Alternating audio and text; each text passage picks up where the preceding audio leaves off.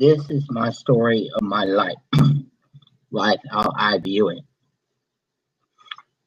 Uh, I was born in 1984. Excuse me for a minute. My name is Angus Rudd. Like I said, I was born in 1984, June 28, 1984,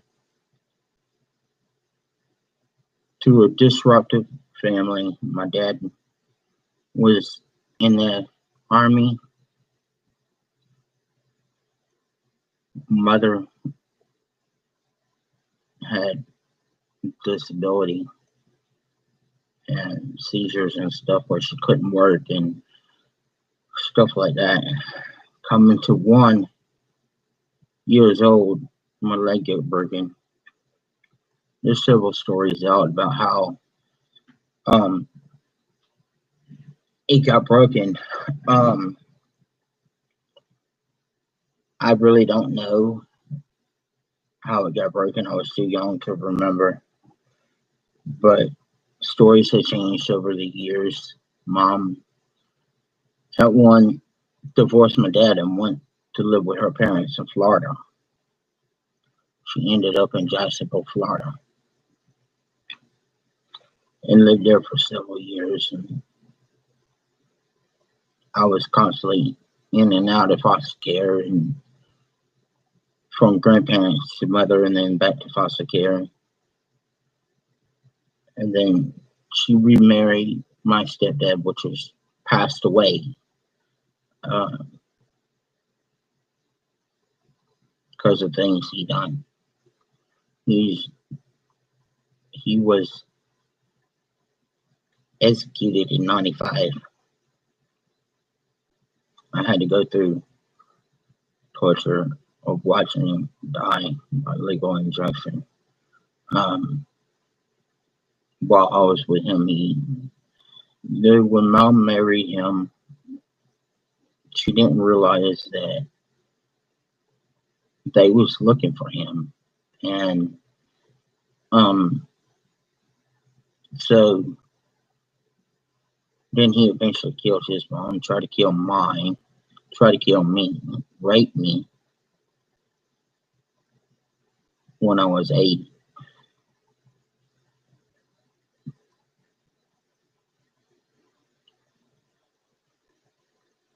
Mom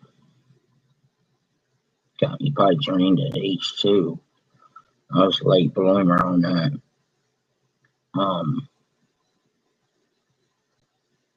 And so she potty trained me, and then about 9 years old, I ended up back in diapers because it just regressed so much and went. At the age of 9, got diagnosed with autism and mental retardation, severe. Because I wouldn't talk, I quit talking and ended up back in the mental hospital, or ended up in the mental hospital. And they tried to get me to talk and tell them what happened and stuff like that. They eventually found out that I've been raped, and they put me back in foster care, and grandparents got me out again, and I stayed with them until I was 14. Well, Grandpa found out I could work, so he gave me a choice of working. He said, you can work in the garden, or you can go up here to this nursing home and work. So I chose the nursing home. Well, I guess that was a good thing at the time because it brought me a lot of skills. It brought me a lot of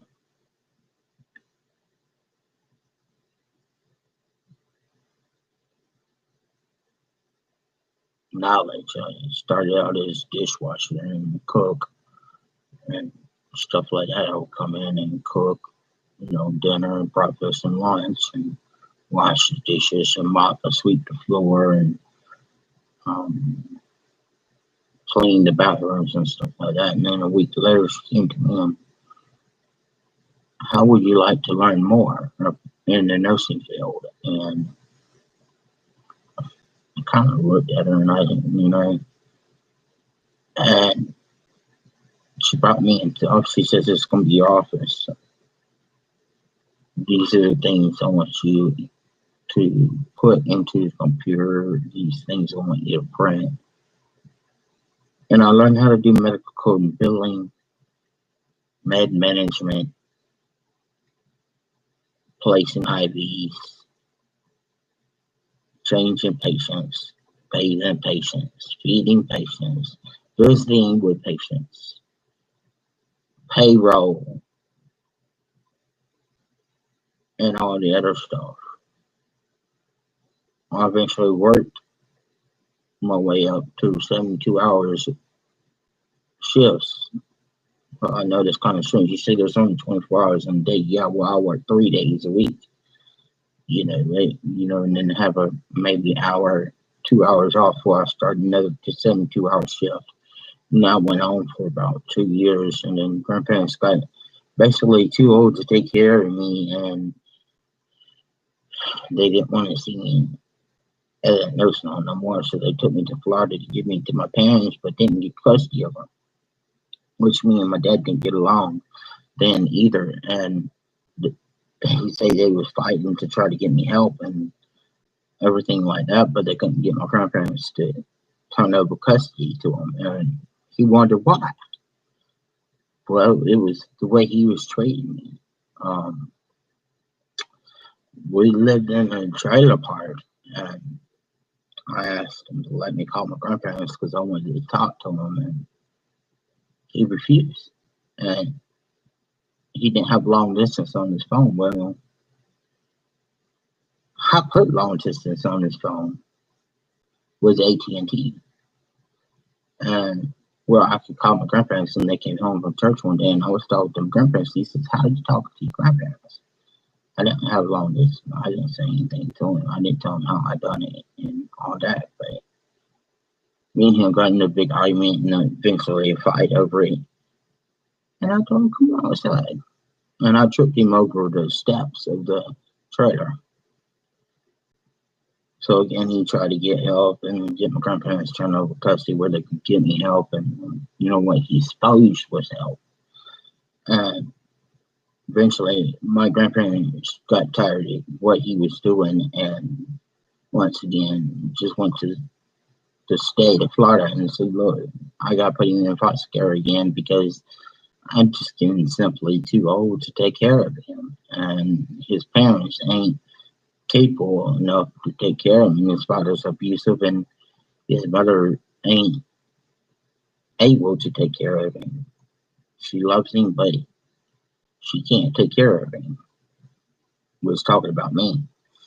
So I ended up in foster care again and ended up living on Roselle Street in Jacksonville, Florida in a group home. And I ended up getting raped again. That's my second rape that I had in my life at the age of 13. Kids picked on me because I had to wear diapers and stuff like that, and be changed and stuff like that. So I ran away from Roselle Street and ran away from several group homes.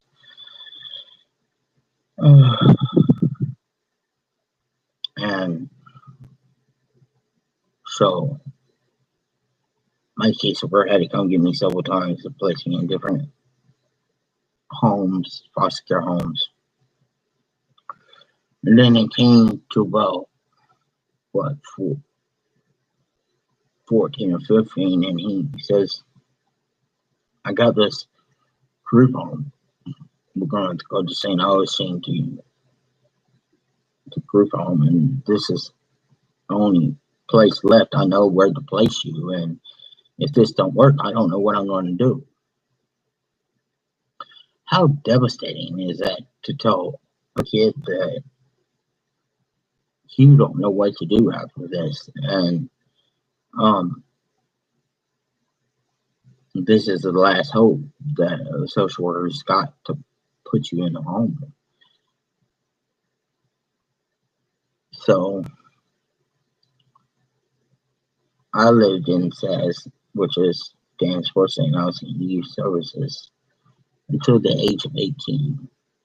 She told me that I could stay in the group home past 18 until I graduate or I turned 21, or I could go live on my own, that it was my choice. Well, it wasn't the best decision I made. I chose to go live on my own, and it was very hard. And when I got out on my own, the first thing that happened is that, of course, I was homeless and stuff, and um,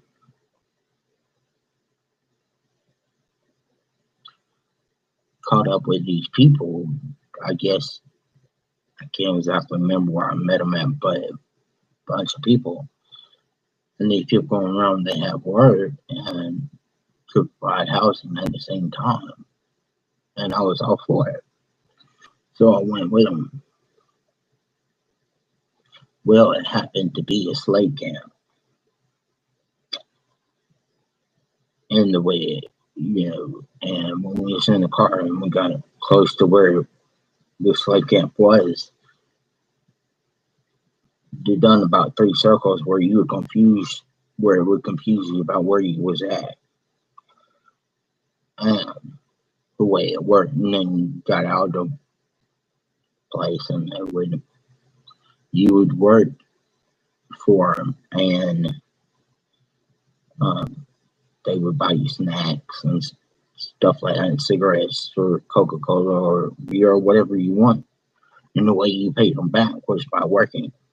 And it was a constant circle, going in a circle.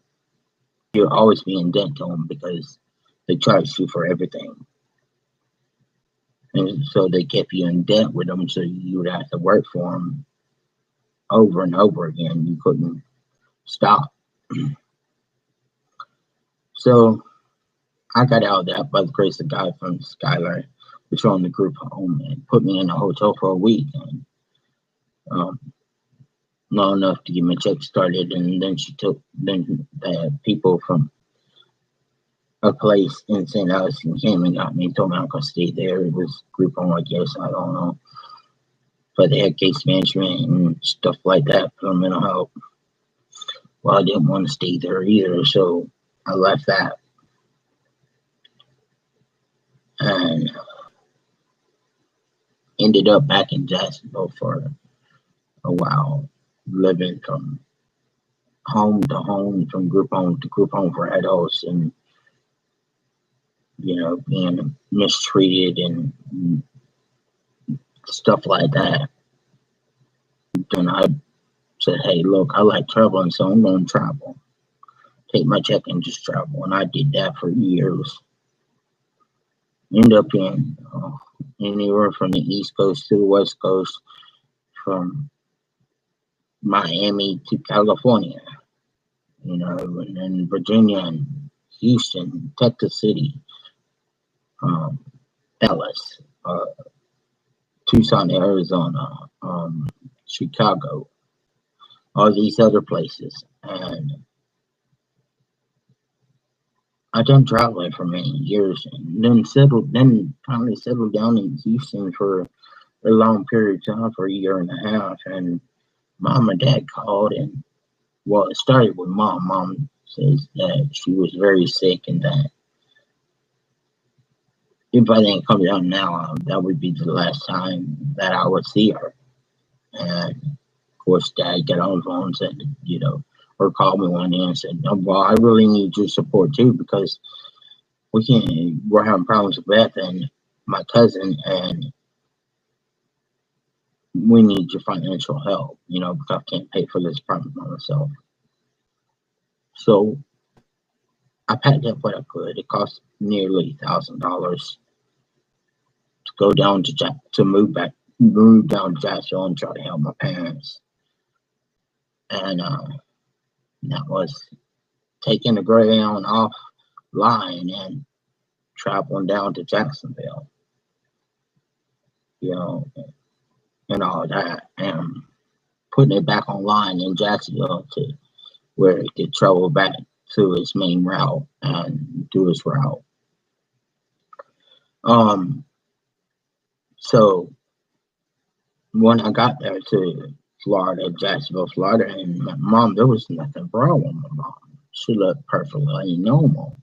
She wasn't sick at all and nothing like that. And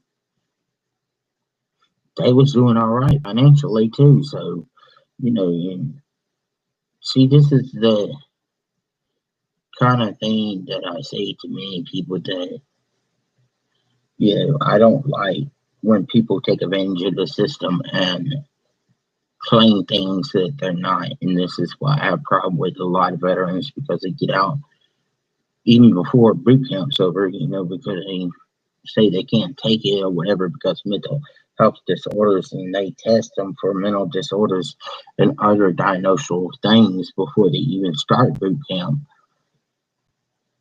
And then, you know, and this all came up, you know, when they started getting a lot of rights to coming into this private hospitals and still using the set words on the base and stuff like that, and not getting charged for, you know, going to the brig. Because most of the time before Obama, you would go to the brig and stand trial for making the military look bad, whatever branch you was in, and you'll get a dishonorable discharge. Well, that all stopped when Obama got in office and created post-stress disorder and PTSD, and then they started coming into the private hospitals taking our beds, and then there wasn't beds for the ones that really needed it, you know, and then the rate of people actually doing 30 to 35 years in the military went down immensely. Everybody started getting out early. And that's what we're faced with now. We don't have the capability of the Army or the military to back us up anymore, because everybody's getting out of the military claiming they can't take it. And, you know, it's really sad that now there's really no help out there for people with mental health disorders. You know, there's not enough beds inside hospitals. There's not enough help out there. I've been searching for agencies to help me give a service dog for my depression and my seizures and stuff like that, and there's just really none out there that I have seen. But there's plenty out there that will financially help and get a service dog for a veteran. As one of the biggest ones out there is the Wounded Warrior Project, and that was just created under Obama, and it hasn't even. It's not even. It may be 5 years. They may have been out there 5 years now, but they're not very old. They're fairly new, but they get a lot of funding to help veterans get stuff like that. But what about the people that need services like that are civilians? Where do they go to get help? But anyways, so I guess I got a lot angry. I mean, I show it sometimes. I'm autistic, and I can tell I'm autistic because it comes out sometimes. I throw tantrums, you know, but it ain't like a little child tantrum for my voice. You give me upset on voice mess, you sound like I'm yelling to you, but it's just escalating, you know, because, you know, I try to be nice once or twice, and then the third time you're ignoring me, and I don't like that kind of feeling, so I do the best with it. So I've been just about, in the last 10 or 15 years, I've been just about all over the United States. I have my own mission where I help and go to the mental health. I actually go to them. They don't come to me. I go to them and help them out. And I help anybody out that I can and stuff like that. But I do know that I am a follower of Jesus Christ and that I'm real cool for it. A lot of people don't like that, but I am. Take a whole lot of I take a whole lot of medication, and I got ADD and ADHD and all that. But I hope that this video can help somebody. And then and then this last past years, from 2019, 2018 to now, it's been rough. And with the coronavirus, now it's been even rougher. And it's just times are getting harder. I'm sitting here right now in this hotel with no food because my food stamp got stolen. My food stamp card got stolen. My debit card that's stolen. I'm waiting for money to come on in and it to be with my caseworker with mental health. Since it comes in, I have a little money to do a little bit with, and I don't get much. It's crying, shame that we as foreigners that are diagnosed with mental health disorder don't get a whole lot.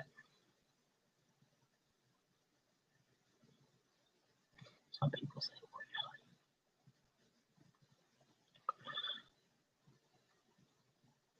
I say that it's time to step out and really help the mental health adults, men and women that suffer from it. Some are worse than others.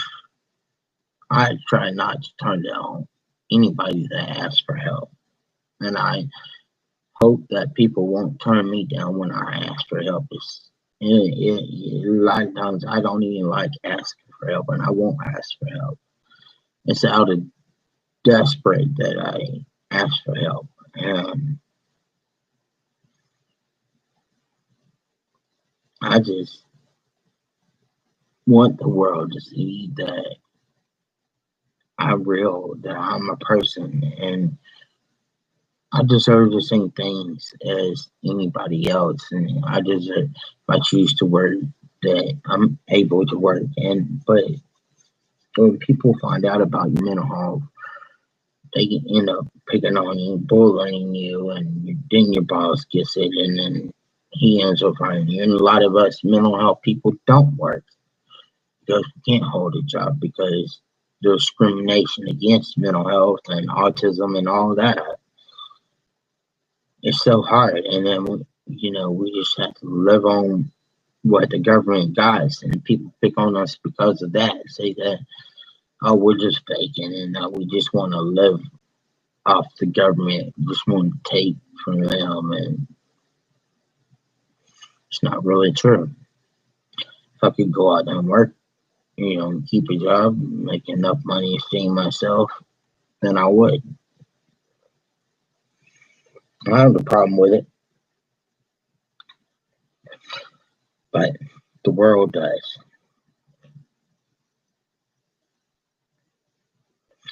And why the world does, I don't know. It hasn't been the easiest of the last past year. This year's been extremely tough because of coronavirus and different issues I have to face now. I'm sitting here with no food. I haven't eaten anything for a whole day because I haven't had nothing to eat. It's kind of sad. I've been trying to drink a lot of fluids to keep my stomach from hurting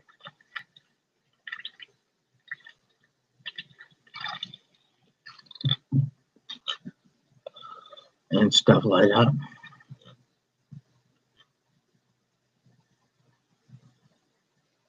And I hope that we can change the stigma of mental health and autism and retardation and begin to help one another. Till we help one another, a lot of things ain't going to go away. We got to help one another. That's the bottom line to that.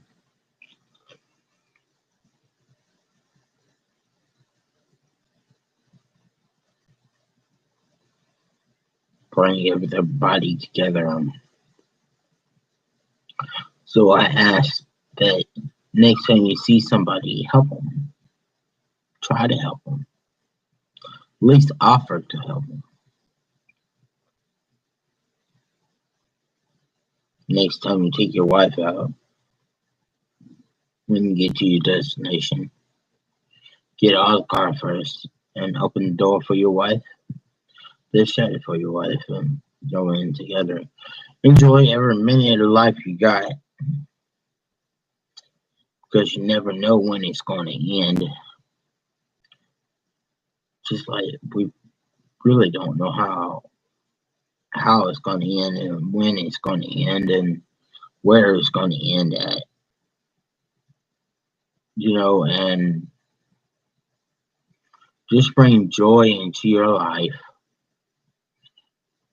and let your joy overwhelm your sadness. When you're laying in that bed and you don't want to get up, make yourself get up. Say, self, we're not staying in this bed. I know you want to, but I'm not. Sometimes we have to be bold with our own selves. And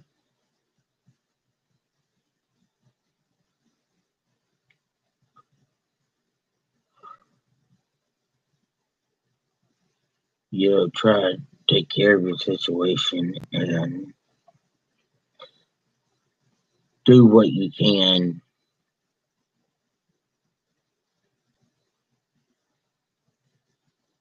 Love life when you can.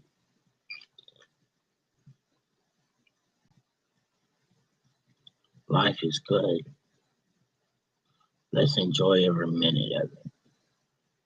In closing, hit that subscribe button and hit the bell where you'll be notified when I post another video or anything else that I post.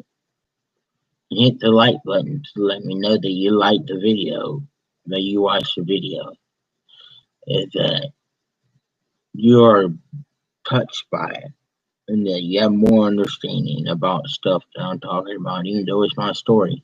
Maybe you could relate to it.